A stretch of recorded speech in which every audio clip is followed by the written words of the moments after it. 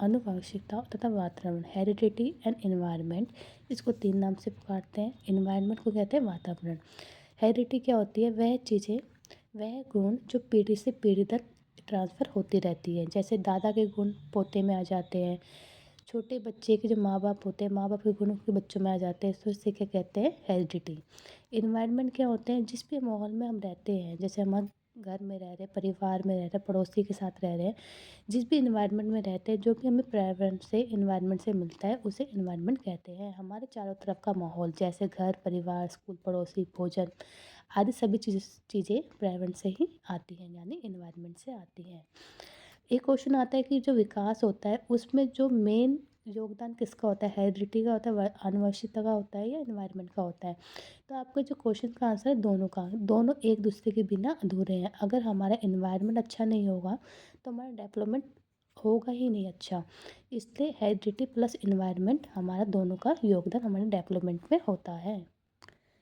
इसकी विशेषता क्या है? जो हमारी हेरिडिटी होती है और हमारा एनवायरनमेंट होता है, तो हेरिडिटी क्या है? मानव विकास का आधार है। जो भी हमारा मानव का जो डेवलपमेंट होता है, उसका विकास होता है, उसका बेस इसको माना जाता है, हेरिडिटी को। और जो मानव विकास को जो शेप देता है, आकार देता है, वो क्या है? एनवायरनमेंट।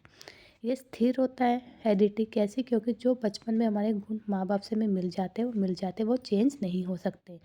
आँखों का कलर जैसा बच्चे का बाय बर्थ हो गया, वो वैसा ही रहेगा, ना कि बार-बार हर महीने चेंज होगा। ये गतिशील होता है, ये आए दिन चेंज होता रहता है। जैसे-जैसे इंसान जिस माहौल में रहता है, वहाँ का उस माहौल का उसका बच्चे में फ़र्क पड़ता है। अगर वो अच्छे माहौल में रहेगा, तो बच्चा एक अच्छा बनेगा। अगर वो गलत माहौल में बने रहेगा, तो उसको बच्चा गलत बनेगा। इसके प्राकृतिक भी कहते हैं और इसे पोषण भी कहते हैं। क्वेश्चन आ सकता है, प्राकृतिक किसे कहते हैं? तो हेरिडिटी को कहते हैं। और पोषण किसे कहते हैं? वातावरण को कहते हैं। लिंग का निर्धारण। लिंग का निर्धारण क्या मतलब होता है कि हमारे जो शरीर में जो मानव की जो बॉडी होती है, उनके शरीर में 2 तरह के सेक्स क्रोमोसोम्स होते हैं, एक एक्स एंड वाई।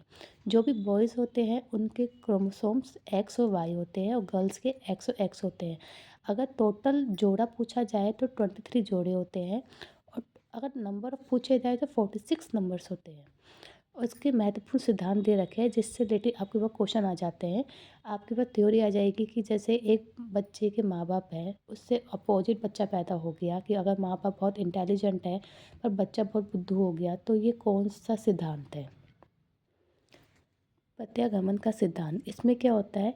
विपरीत गुणों का उत्पन्न होना। जैसे अगर माता पिता का आईक्यू बहुत ज़्यादा है, तो बच्चा का आईक्यू बहुत ही कम होगा। या बच्चे के माँ बाप बहुत ही पढ़ाई में जीरो है, तो बच्चा इतना इंटेलिजेंट हो जाएगा, उसका आईक्यू 140 से भी ऊपर हो सकता है। दूसरा, गाल्टन का सिद्धांत। गाल्टन का सिद्धांत क्या होता है? जो गुण बच्चे की पिछली पीढ़ी से ट्रांसफ़र होते हैं। गाल्टन ने कहा है, जो पीढ़ियाँ होती है हमारी, जैसे हमारे दादा हैं, हमारे परदादा हैं, उनके जो गुण हमारे किसी बच्चे में आ जाते हैं, तो उसे क्या कहते हैं? गाल्टन का सिद्धांत कहा जाता है। बीजमैन का सिद्धांत। बीजमैन का सिद्धांत के अंदर ये है, इसके अंदर ये है कि जो माता पिता के बीज कोश होते हैं, वो कभी भी समाप्त नहीं होते, वो कहीं ना कहीं एक पीढ़ी से दूसरी पीढ़ी में ट्रांसफ़र होते रहते हैं। गैगन मंडल कौन थे? आनुवंशिकता का जनक कहा जाता है, हेरिडिटी का जनक इन्हें माना जाता है। इन्होंने क्या किया? इन्होंने मटर के दानों का यूज़ किया, और जो हेरिडिटी के बहुत सारे इन्होंने नियम बताए गए। क्वेश्चन आता है कि प्रकृति पोषण व्यवहार का संबंध किससे है? प्रकृति का आपको बताया था आनुवंशिकता, पोषण क्या बताया था आपको? वातावरण। तो उसका संबंध किससे होगा? आनुवंशिकता और पोषण। आनुवंशिकता को सामाजिक संरचना माना जाता है, प्राथमिक या स्थिर या गत्यात्मक। तो आपको क्या बताया था? स्थिर, क्योंकि ये कभी चेंज नहीं होती है।